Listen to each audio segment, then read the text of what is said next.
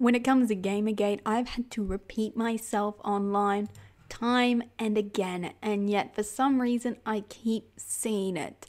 Claims that it's nothing but a misogynistic movement from white cis men against women in the game industry. I'm getting real fucking sick of having to repeat myself that this is wrong, and if such a thing was true, it doesn't make sense for it to be happening now. Guess what? Women have always been involved in gaming. Yes, there are more women involved now, but you know what? There was just as many women involved a year ago. Just as many, there was also women involved 2 years ago, 3 years ago, 4 years ago, 10 years ago. Yes, they have increased recently, but it's not like there's been a sudden snap in the culture that people are retaliating against women in gaming, because if they were against it, it would have happened years ago. No, the only thing that's changed recently is that people have finally had enough with the lies they are being fed from journalists who are meant to be doing their job fairly. If you look on YouTube, there is the board on 4chan, made actual musical parody videos. These were posted a year ago that was against the the poor ethics of journalists, against feminists and social justice warriors pushing their blind, misguided agendas into something they know so little about. I just finished watching Good Game's final episode of the year. They did a brief view on GamerGate and they very skirted around it quite a bit. They basically chickened out and said, well, it's always changing, it's always different, so we can't report on it because it could be different later. Yeah, we're going to report on it now. Basically, their look on it was they looked into it the same way that a lot of major media outlets looked into it. One-sided and misinformed. They came in it on the side of the feminists and the games journalists. Now, to some extent, I understand media doing this. They're going to go to the games journalists because they're kind of in the same field. And of course, which is the better story for people outside of gaming? There's rampant sexism in this industry and all these poor women are being victimized. Or game journalists are lying and poorly conducting themselves. Game developers are lying. Consumers are being ripped off. Which do you think is a juicier story for people outside of gaming? To be honest, if I wasn't into gaming, I'd definitely find the one with all the rampant sexism a lot more interesting, because sexism is more interesting from an outsider's point of view than games corruption, because games corruption doesn't affect people outside of gaming. Why would Joe Blow down the street, who has never even picked up a controller, care a fuck about what Kotaku says that no gaming site fairly reported until months after the fact that 40,000 EA accounts had been hacked? That they claim this game is a 10 out of 10, but when you put it in and play it, it's barely fucking functional. Why would Joe Blow give a shit about that? No, the major media is wanting to tell a far more juicy, interesting story. It's not right, it's not fair, but damn it if I don't understand why. Now, some of them are mentioning GamerGate, that it is being against journalism, but the way a lot of them phrase it makes it seem as if GamerGate is using it as an excuse to sexism. Now, the problem with the GamerGate movement is that it doesn't have a leader. It's both one of its strengths and one of its weaknesses. It's a weakness because we don't have a single person to come forward and represent us. We don't have sort of a voice to say, this is what we're about. We're not associated with these people who are doing this harassment. Those people are wrong. They're using this as an excuse. We don't have that. Yes, in GamerGate, some voices are louder than others. Monday Matt, the King of Pole, Internet Aristocrat, who unfortunately left recently. These were some of the louder voices, but they're not the only voices. Yes, there are going to be voices that are sexist. There are going to be people who are using this as an excuse. But you know what? They're pretty easily identified. They're not the ones who are getting mad at Nathan Grayson. They're not the ones getting mad at the developers. they're specifically targeting people who shouldn't even be involved. Anita Sarkeesian shouldn't even be mentioned in GamerGate. She has nothing to do with game development. She's not a journalist. Yes, she's a critic, but for all intents and purposes, I think it's pretty apparent that she's a poor one. She starts with her conclusion first and lies her way and manipulates her way to fit that conclusion, which is poor critiquing, poor science, poor research, and does not belong in any classroom.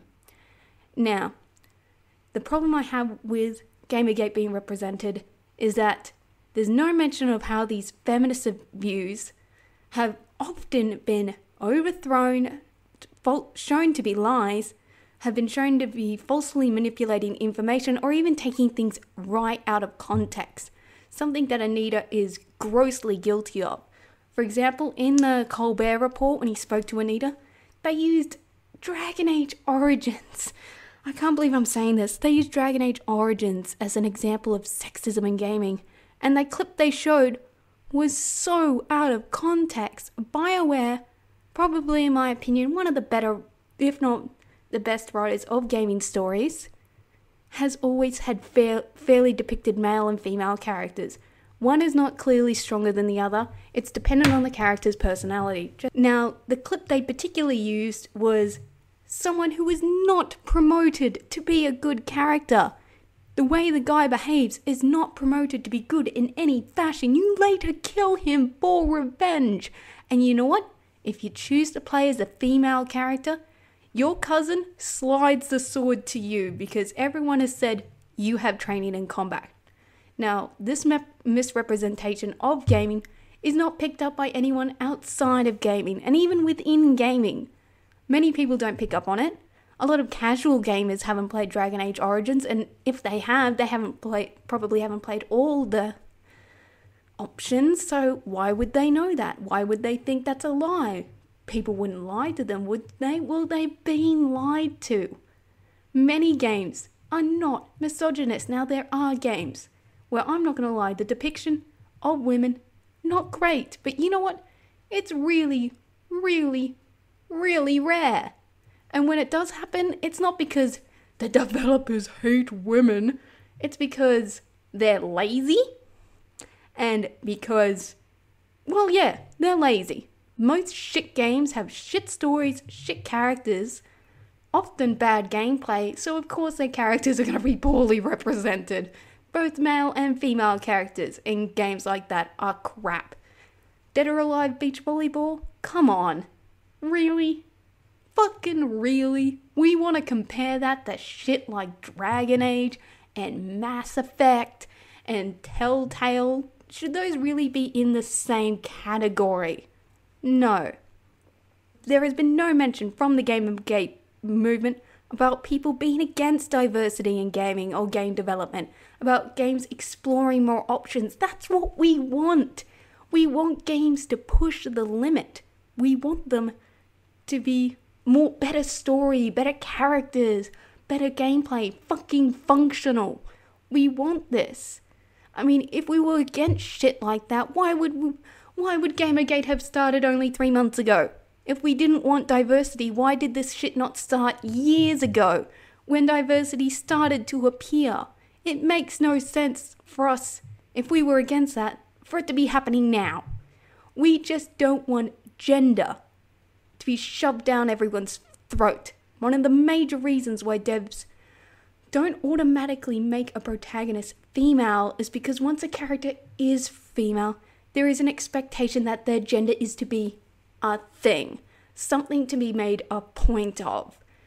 Tomb Raider, it wasn't just that she was out of her element, it's that she was a weak woman who had to come to terms and strive to the challenge. Let's take a very similar game. Far Cry 3 had something very similar. Jason Brody, nothing but a sort of a kind of douchey frat guy party dude, stuck on a extremely dangerous island filled with pirates trying to save his friends. He didn't go, "You can do this, Jason. Come on, just jump." He didn't pull that shit. He's just like, "Fuck, oh my god, I can't believe I killed someone. Oh cool, a flamethrower." He got down and did what needed to be done. But with Lara Croft, they had to make a point of it. They had to make it extra tough. They had to beat the crap out of her to prove how tough she was, because she's a woman.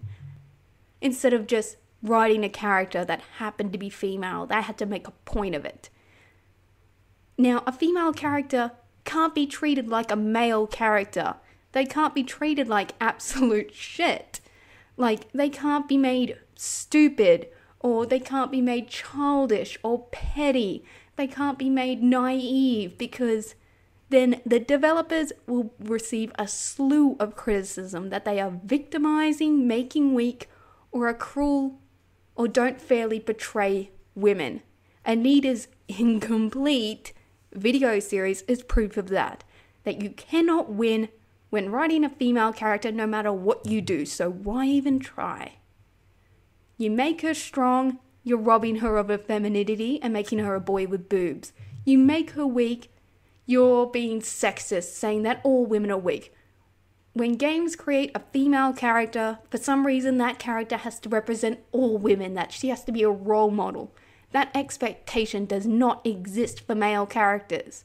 And it's that expectation that puts a lot of devs off making the protagonist female, because they don't want that pressure.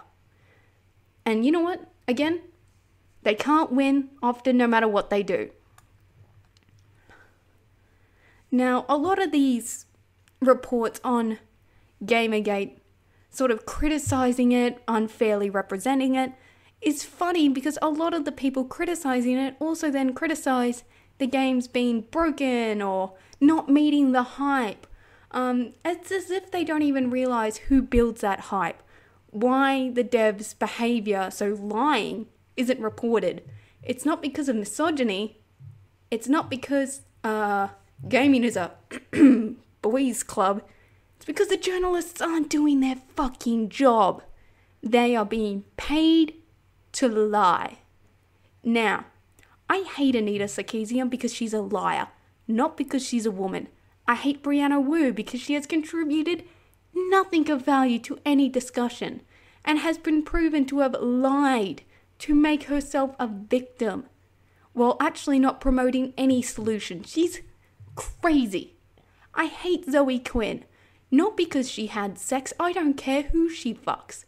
I hate that her game, which wasn't even a game, it was barely functional, was unfairly praised, and that she almost destroyed the Fine Young Capitalist Project with her crazy feminist rhetoric, which was actually going to help women. That project actually helps women in gaming, but because of this crazy feminist nonsense, they almost destroyed that project.